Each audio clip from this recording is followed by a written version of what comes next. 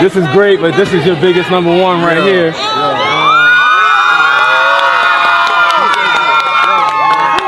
That's some breaking news to tell you about. Grammy-nominated record producer and Tennessee native Tay Keith was just found dead in his Nashville apartment. On the afternoon of Thursday, June 18, 2026, a sudden heavy silence fell over an apartment complex on Martin Street in Nashville, Tennessee. For hours, phone calls had gone unanswered. Text messages sat unread. For a man whose entire life was dictated by strict routines, tight deadlines, and constant communication with the highest levels of the music industry, this total absence of contact was highly unusual. It was enough to prompt a call to the Metro Nashville Police Department for a routine welfare check. When officers crossed the threshold into the apartment, they discovered 29-year-old Bratavius Chambers, known globally to millions as the Grammy-nominated producer Tay Keith, completely unresponsive. He was pronounced dead at the scene. Within hours of the discovery, authorities released a statement that immediately stunned the public, but also introduced a profound contradiction. Police confirmed that no foul play was suspected. There were no signs of a break-in, no evidence of a struggle, and no visible physical trauma. Yet the case was officially designated as unclassified. This created an immediate, agonizing mystery. How does a young, remarkably disciplined artist at the absolute peak of his life and global career suddenly pass away inside his own home, leaving no external clues behind? The physical room was clean, which meant the explanation would have to be found elsewhere. But within hours, a massive corporate secret surfaced that changed how the entire world viewed the timeline. To fully understand the weight of this moment, we have to look at the incredibly structured double life Bratavius was leading, just days before the music stopped, and the multi-million-dollar legal war taking place behind closed doors. And stay with me until the final chapters, because we will break down two vital, practical safety lessons from the exact protocol surrounding this case. Lessons about living alone and managing emergency welfare checks that could genuinely save a life if you or a loved one ever face a similar situation. Welcome to True Crime Footprint, where we unveil the darkest mysteries and the most terrifying true crime tales. Kindly hit that like button, subscribe to this channel, and turn on the notification bell so you never miss any of our new stories. Your support keeps these stories alive. Born on September 20th, 1996, in South Memphis, Bratavius Chambers grew up in an environment where practical labor and structured discipline were the family foundation. His mother earned her GED and completed cosmetology school. His father worked as a professional locksmith.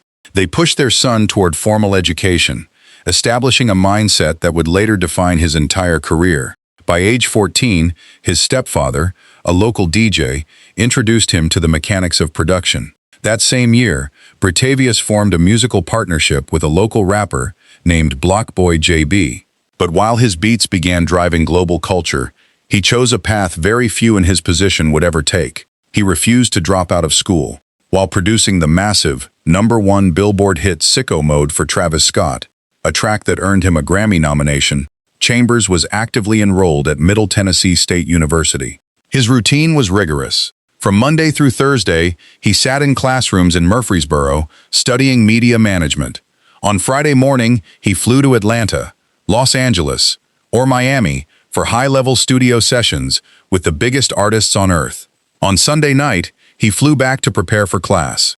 On December 15, 2018, he became the first person in his family to earn a college degree, graduating with a Bachelor of Science. By 2021, he returned to the university as an honorary professor, launching an internship program through his company, Dramatized Music Group, to teach younger students the complexities of publishing rights and royalty splits. Yet, despite a massive digital footprint under his official handle, he drew a strict line around his private life. Public records contain absolutely no details about his romantic relationships or domestic arrangements. He lived in absolute privacy. He had constructed a highly organized world built on predictability, education, and professional execution, which is exactly why, on the afternoon of June 18th, his sudden silence shattered every routine his inner circle relied on. When the Metro Nashville Police Department entered the Martin Street apartment, the physical scene immediately dictated the direction of the inquiry.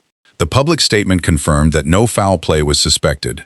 There was no forced entry, no defensive wounds, and no signs of personal conflict. Because the physical environment showed no signs of violence, the investigation officially shifted from a police homicide track to a clinical inquiry managed by the Davidson County Medical Examiner.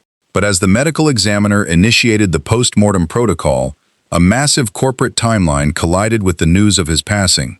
Just 3 months earlier, in March 2026, Tay Keith had filed a major lawsuit against Rebel Music, the record label representing hip-hop star Sexy Red. The core issue involved millions of dollars in unpaid royalties. Chambers executive produced her 2024 project In Sexy We Trust, creating massive breakout hits like Pound Town, Ski Yee, and Get It Sexy. The lawsuit alleged that while these tracks generated immense global revenue, the corporate entity refused to provide proper financial accounting or pay him his rightful share. When news of this multi-million-dollar legal warfare resurfaced alongside the news of his sudden passing, the internet speculation engine immediately exploded. On platforms like X, TikTok, and Reddit, viral threads began connecting the corporate battle to the tragedy on Martin Street. Commentators openly questioned if an industry entity had intervened to avoid losing control of lucrative songmasters. The timeline presented an undeniable, jarring coincidence. But in forensic investigations, coincidence must be separated from verified evidence. Memphis Grammy-nominated music producer Tay Keith died Thursday at his apartment in Nashville at the age of 29. Fans across the world, especially those here in the Bluff City, are mourning the loss of the record producer. WREG's Braille Brown shows us how he shaped the culture of Memphis music today. We got tons of producers, engineers, artists that are doing things globally, and it's always great to have someone like a Tay Keith, represent us the right way. If you didn't know his face, you may be familiar with the Tay Keith producers tag. Tay Keith, lift these folks up, so you love that tagline. And hits associated with his name. Unforgettable songs like Travis Scott's Sicko Mode that earned the producer a Grammy nomination. Tay Keith, whose real name is Britavious Chambers, worked with artists including Beyonce, Drake, Chris Brown, and Memphis notables such as Key Glock and Blockboy JB, producing Look Alive and Shoot that put the producer on the map. He was sought after.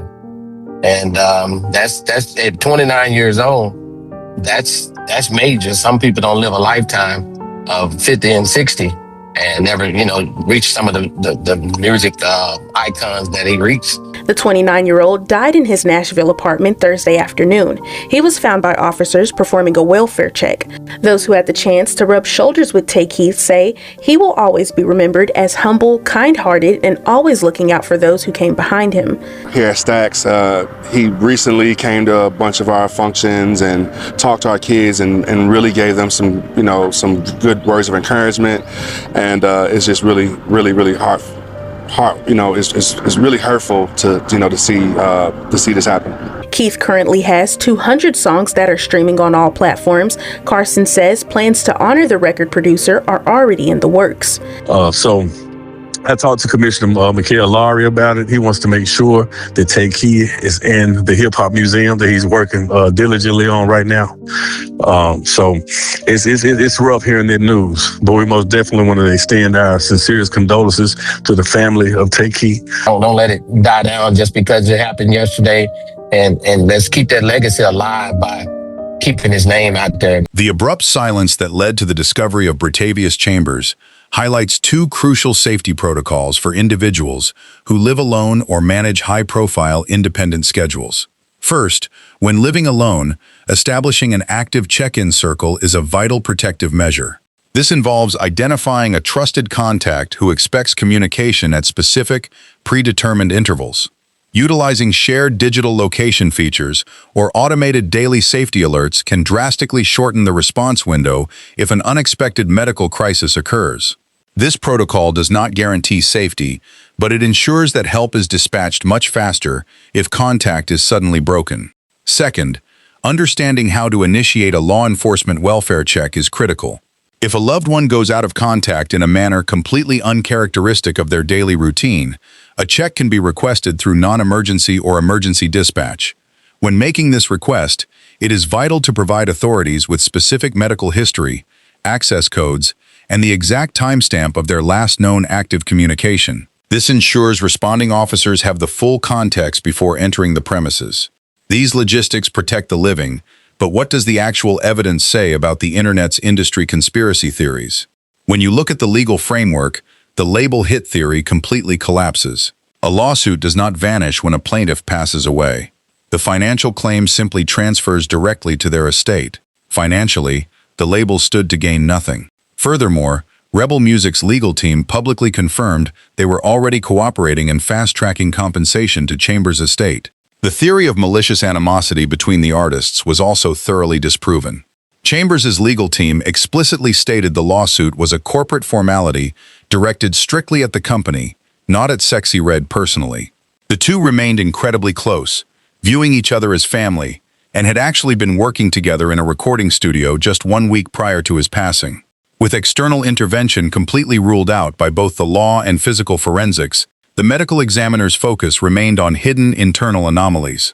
In sudden youth mortality, pathologists analyzed clinical pathways such as undetected cardiovascular conditions, like hypertrophic cardiomyopathy, acute metabolic failures, or sudden unexpected death in adults. Until the comprehensive toxicology and tissue reports are finalized, science, not speculation, holds the answers. He was not like a super duper talkative person, a super duper flexer or anything like that. Like, you can be good and be successful like off just like your talent. You don't have to do like all the tricks and things of that nature. But I think like representation was what I was looking for. Representation. I think people saw a lot of themselves in Tay and saw that like if Tay Keith can make it, I can make it. On June 20th, 2026, the Chambers family issued an official statement requesting privacy while celebrating a legacy that bridged global music charts and university lecture halls. 10 days later, on June 30th, the city of Memphis gathered at the Cannon Center for the Performing Arts. Mayor Paul Young presented an official civic proclamation recognizing the profound impact Bratavius had made on the youth of his hometown. He was later laid to rest in a private family burial. Today, legal teams from both sides are working closely together to ensure his family and estate receive every single dollar of the royalties he earned throughout his brilliant career. The story of the man known as Tay Keith is not a Hollywood script or an industry conspiracy. It is a clinical reality.